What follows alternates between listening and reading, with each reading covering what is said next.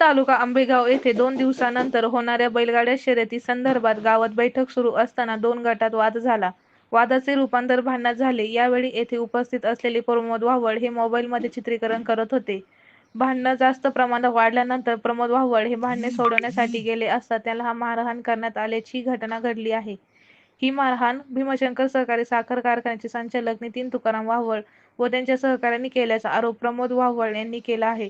दरम्यान याबाबत प्रमोद वाव्हळ यांनी पारगाव पोलीस ठाण्यात तक्रार देऊनही अद्याप पारगाव पोलिसांनी गुन्हा दाखल केला नाही, असा आरोप प्रमोद वाव्हळ यांनी केला असून मला न्याय न मिळाल्यास वरिष्ठ अधिकाऱ्यांकडे दाद मागणार असून वेळप्रसंगी न्यायालयाकडे देखील जाण्याची तयारी असल्याचे प्रमोद वाव्हळ यांनी सांगितले.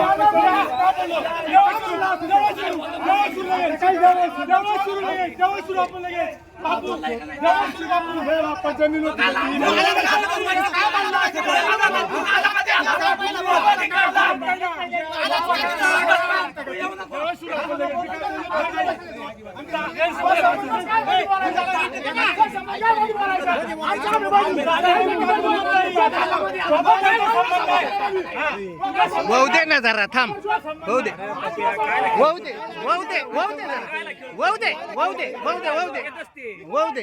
ऐक ना, ऐक ना, तू नको मध्ये गेलं, तू मध्ये नको. काल संध्याकाळी 8 वाजता मी शिंगवेच्या स्टँडमध्ये बसलेलो असताना गावची घाटानिमित्त गावची 2 दिवसाच्या वर यात्रा आहे. त्यामध्ये बैलघाटाच्या संदर्भामध्ये काही लोकांची स्टँडला मीटिंग चालू होती.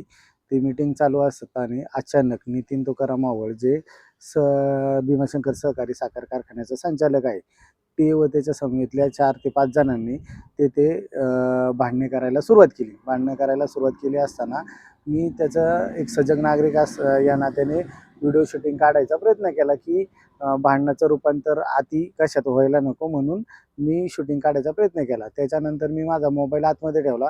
जास्त भांडणं व्हायला लागली म्हणून मी सोडवायच्या भूमिकेमध्ये मध्ये पडलो. मध्ये पडल्यानंतर मला काही समजलंच नाही. अचानक त्या 4 ते 5 जणांनी माझ्यावर प्राणघातक हल्ला केला. हल्ला केल्यानंतर त्यांनी 4 ते 5 जणांनी मला धरून एका टायमाला दोघा तिघांनी धरून हालचाल न करता दुसऱ्या दोघांनी मारायला सुरुवात केली. एकमेकांनी आळीपाळीने मला मारलं.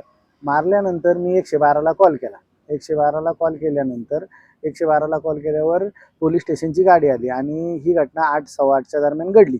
मी तिथून पुढं म्हणून पारगाव पोलीस स्टेशन हद्दीमध्ये आमचं गाव येत असल्यामुळं पारगाव पोलीस स्टेशन हद्दीमध्ये गेलो आणि मी जी घटना झाली ती तेथील जे PSI ड्युटीवर हजर होते ते PSI आणि ठाणे अंमलदार यांना मी सांगितलं. त्यांना सांगितलं असताना त्यांनी कच्च्या कागदावरती नावं लिहून घेतली. नावं लिहून घेतल्यानंतर ते मला म्हणायला लागले तुम्ही व्हिडिओ फुटेज दाखवा, व्हिडिओ फुटेज दाखवा. तर मीच म्हणलं साहेब व्हिडिओ फुटेज माझ्याकडे एकच आहे, दुसरं व्हिडिओ फुटेज नाही आहे. माझ्यावर हल्ला केला, आता मीच माझं सर्व पुरावे देऊ का? तुम्ही माझं काय ऐकून घेणार आहेत का नाही घेणार आहेत? तर साहेब मला बोलले की तुम्ही व्हिडिओ फुटेज दिल्याशिवाय मी काही गुन्हा दाखल करू शकत नाही. त्याच्यानंतर मी व्हिडिओ फुटेज मागवले. तिथील पत्रकाराकडे एकाकडे ना व्हिडिओ फुटेज होते त्याच्याकडून ते मागवल्यावर साहेबाला दोन्ही व्हिडिओ फुटेज सोडले. साहेबांना म्हटले ह्या फुटेजमध्ये स्पष्टरित्या माझ्यावर 4 जणांनी हल्ला केला हे दिसतंय. दरम्यानच्या काळात माझ्या खिशामध्ये शुक्रवारी मी यात्रेनिमित्त कॅश काढली होती.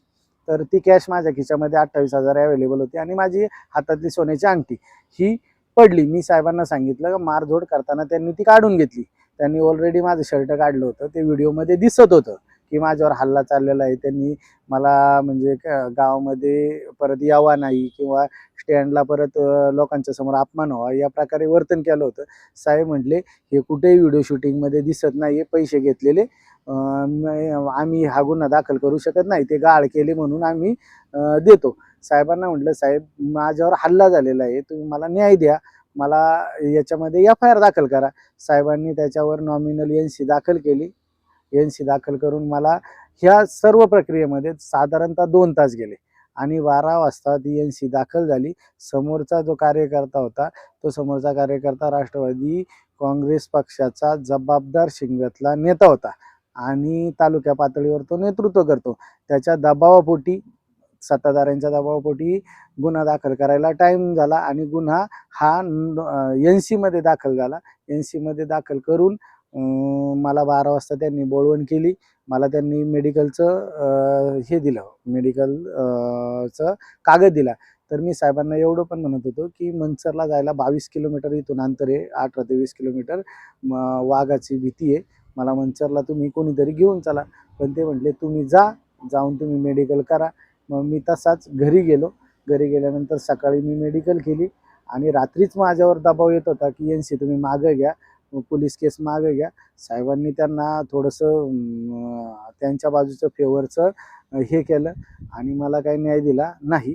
त्याच्या विरुद्ध आता मी DYSP ऑफिस आणि SP ऑफिस, मानव अधिकार आयोग आणि पोलिसांच्या विरुद्ध पोलीस प्राधिकरणमध्ये अर्ज दाखल करून मी न्याय घ्यायचा प्रयत्न करणार आहे आणि सदर संबंधित व्यक्तीवर प्रायव्हेट दाखल करून मी जास्तीत जास्त त्यांना शिक्षा याच्याकडून न्यायालयाकडून होईल याच्यासाठी मी प्रयत्न करणार आहे.